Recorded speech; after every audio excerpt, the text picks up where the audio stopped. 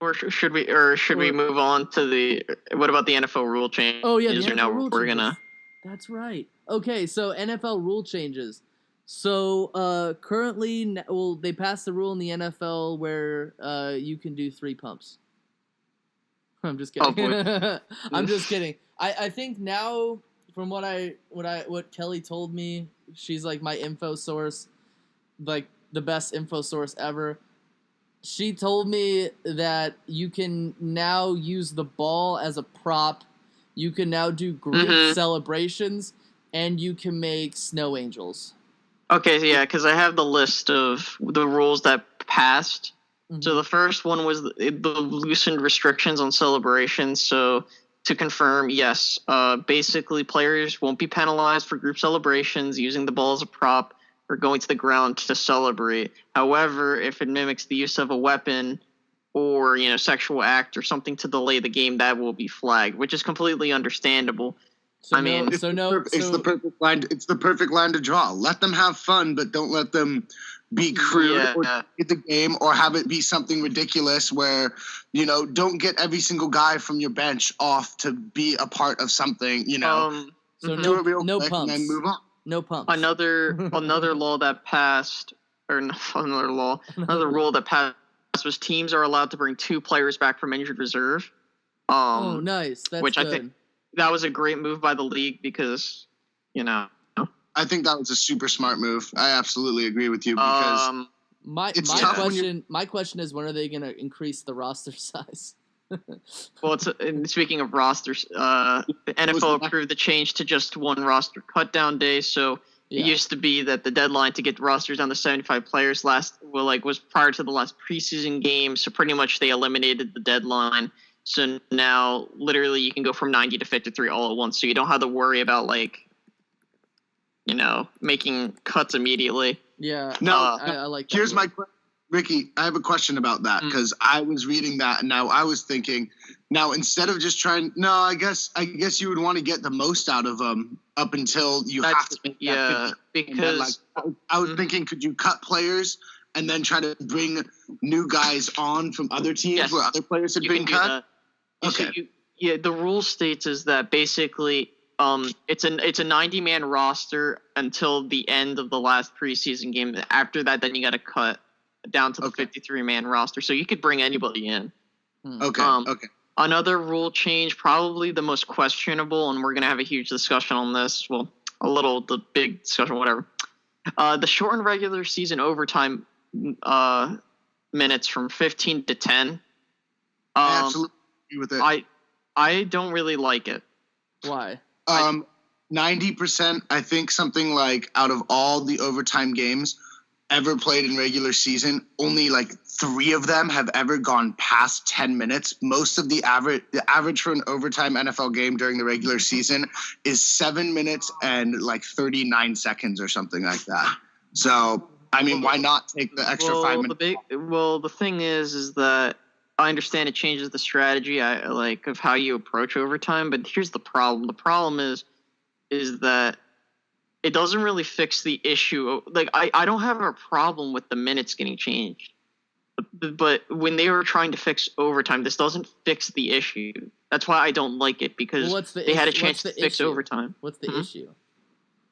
He's saying the issue is the fact that still the whole scoring aspect of the game. Yeah, I feel like they should mimic it off of college football. Not put it on the 20, probably put it on the 50-yard line, something around that line where it's you have the it goes back and forth until a team doesn't score, similar to that of how the collegiate system works, because then you will for sure, and will then eliminate the idea of time, so you don't have to worry about if you put it on the 50-yard line, right, and you get at least the first down, you will have at least somewhat of a chance of a field goal. Mm-hmm. And then, because if you put it on the 20, these games could go on forever. So you don't worry about the time aspect, just worry about where the ball is placed, and then give a team the hold down system, whatever, similar to how it works in college. And then if the team that, say for example, you score a field goal, and then the other team scores a touchdown, they win. You know what I mean? It's whoever You see, here's the thing. This might be a very unpopular opinion, but I like ties. Because you look at Because all it shakes things up. you look at the league, right? And you look at the last 6 ties, right? And you look at the last 6 ties, so there are 12 teams that are competing. Maybe 12 teams. Only 3 of those teams have missed the playoffs. You remember probably one of the most famous ties, the tie between the Falcons and the Steelers. Both teams went to the playoffs that year. The tie between the Eagles and the Bengals back in 2008. The tie was actually what got the Eagles into the play. It was thanks to the tie, because a tie is not a loss. It's half. Right. It's half a win. So you would rather get a tie. I know like the players are demoralized because like we just played this really long game. We just got a tie. A tie is better than a loss any day.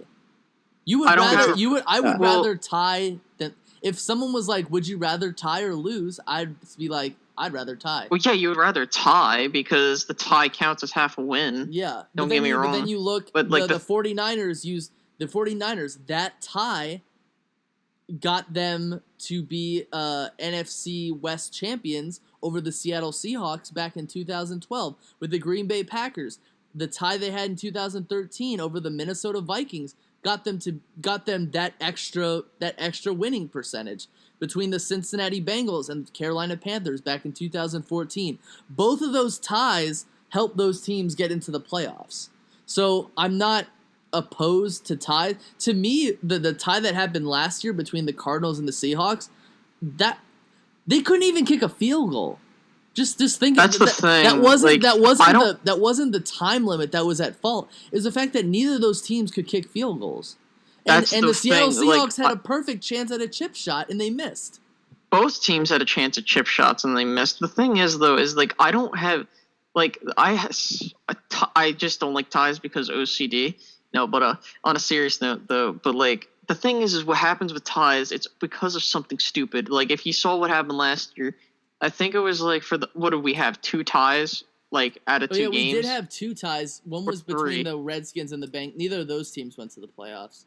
The Bengals have tied like 3 times over the last 10 years. Yeah, that's the thing though. It's like the problem is that you're putting the game in the hands. I don't have a problem with kickers. Don't get me wrong. It's just the thing I hate is that those games are decided on like. So if we're looking at the 10-minute, like, you know, if you're looking at a 10-minute window, dog.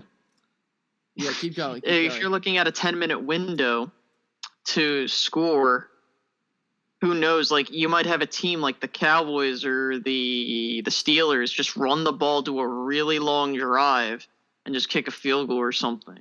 Well, then that's strategy. That's I'm not. No, that's not what I'm getting. No, like I'm just speaking about that rule. They could do that. Could do that regularly with 15 minutes. Yeah, I understand. Yeah, I don't have a problem with that. The problem I have is how overtime is structured. I still have a problem with that. Yeah, you like the win or the loss.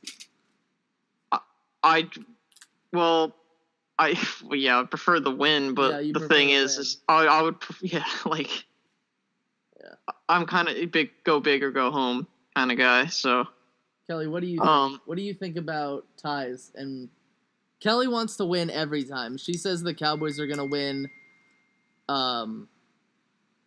She wants them to win every single game, 16-0. Oh yeah, so do I. I mean, every fan wants their team to win every game. Yeah.